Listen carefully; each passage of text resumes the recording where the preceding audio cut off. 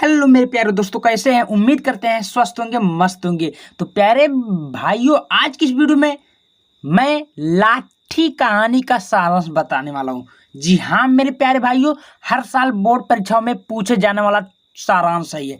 ठीक है, और कितने नंबर का पूछता है? 5 नंबर का, टोटल 5 नंबर का बोलता है। और 2025 के बोर्ड परीक्षा में ये लाठी कहानी का सारांश आएगा।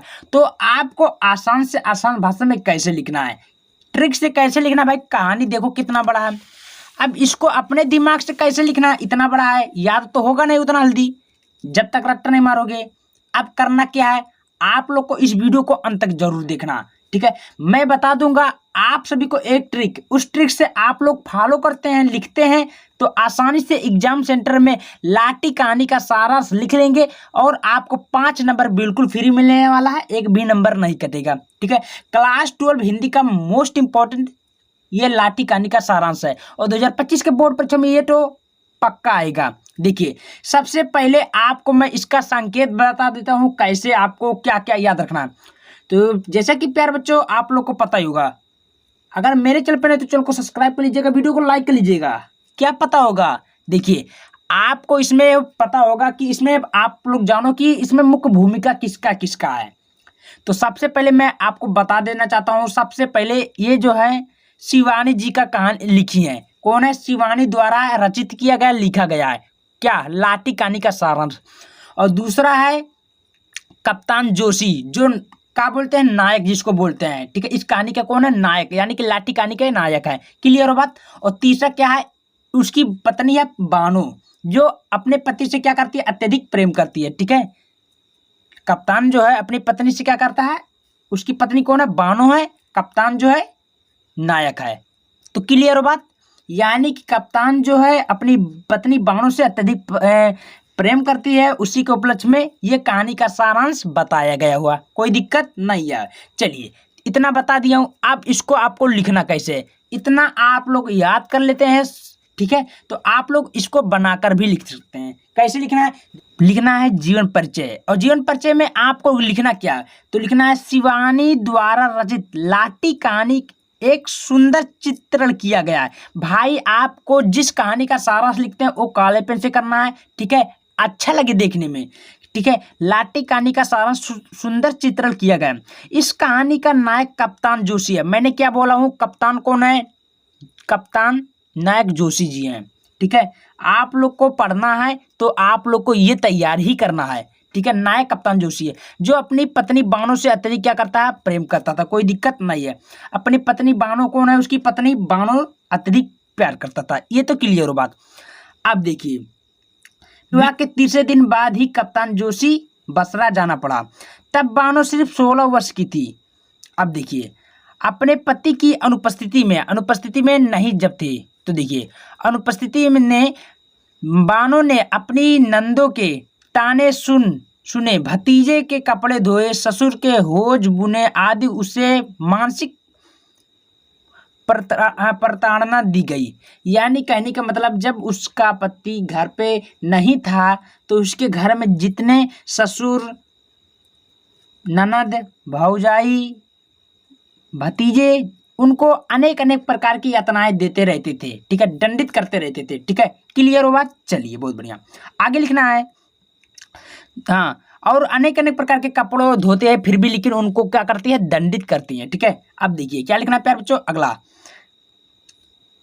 हाँ, उसका पति जापानिया द्वारा कैद कर लिया गया था। देखिए, अब देखो, अब उसका भी पति कहाँ हो गया था, जापानियों में क्या होता, कैद हो गया था, और वह अभी नहीं आएगा। देखिए, जब वो कैद, भाई देखिए, अब कोई भी कैद हो जाता है तो उतना जल्दी तो छूट नहीं पाएगा। उसको भाई पैसा देने पड़ेगा और कुछ सपोर्ट करना पड़ेगा, तब जाकर आपको वहां से निकलना का मौका मिलेगा। लेकिन वहां तो कोई नहीं था, कहाँ, बसरा में, जापानिया में वो कैद हो गया था। अब क्या होगा, आगे देखते हैं। कैद हो गया था और वह अभी नहीं आएगा। इन सब कारणों से निरंतर घटती रहती है। ठीक है, एक दिन 6 रोग से पीड़ित होकर उसने चारपाई पकड़ ली। भाई कौन पकड़ ली? अब देखिए, बानो का 6 रोग हो गया और चारपाई पकड़ ली, यानी कि भाई तबीयत ज्यादा खराब हो गया और उसका चारपाई पे सोना पड़ा। 1-2 साल बाद कप्तान आया, यानी कि जब कप्तान 1-2 साल, कप्तान कौन है? जोशी है, ठीक है। 1-2 साल के बाद जब वो छूटा वहां से, कैद से, तो सीधे क्या आया, घर आया, बानो को देखने चल दिया, अपने बानो को उसकी बानो पत्नी थी, उसको देखने चल दिया। तो घर वालों के चेहरे लटक गए, ठीक है। भाई जब देखने चले गया तो देखने लगा, तो सभी घर वालों को जिनके थे क्या मुँह से लटक गए, यानी कि देखते रह गए। एक प्राइवेट वार्ड के बरामदे में लेटी बानो को देखकर कप्तान का होश उड़ गए। अब उसकी जब पत्नी का तबीयत एकदम अत्यधिक गंभीर रूप से हो गया और खटिया पर पड़ा देखा, भाई उसे इतना अलग बहुत दंड किया जाता, उसका पति चल गया था बाहर। उसकी घर वाले उसको बहुत दंडित करते थे, मारते थे, पीटते थे, भतीजे हुए थे जितने थे पूरा। तो क्या हुआ, जब उसकी तबीयत खराब हुई, क्षय रोग उसे हो गया। अब जब खटिया पकड़ ली तो उसका जब कप्तान को उसका पति आया, तब देखा तो उसका क्या हुआ, होश उड़ गया कि वो तो पत्नी का आश्चर्यचकित यानी कि वंडरफुल हो गया। अब देखते हैं आगे क्या होता है।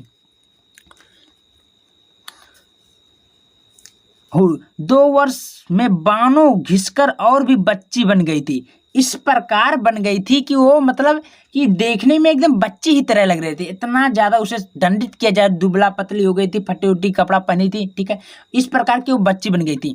कप्तान को देखकर उसकी आंखों से आंसू टपकने लगे, यानी कि जैसे वो अपने पति को देखी तो उसकी आंखों में क्या हुआ, आंसू का झलक टपकने लगी, ठीक है।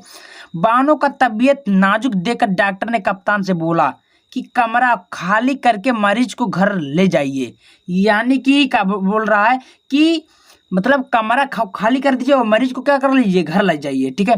बानो यह समझ गया कि अब यह नहीं बचेगी, यानी कि कहने का मतलब मेरे भाई ये है कि अब इसको पता चल गया कि अब बानो नहीं बचेगी, ठीक है।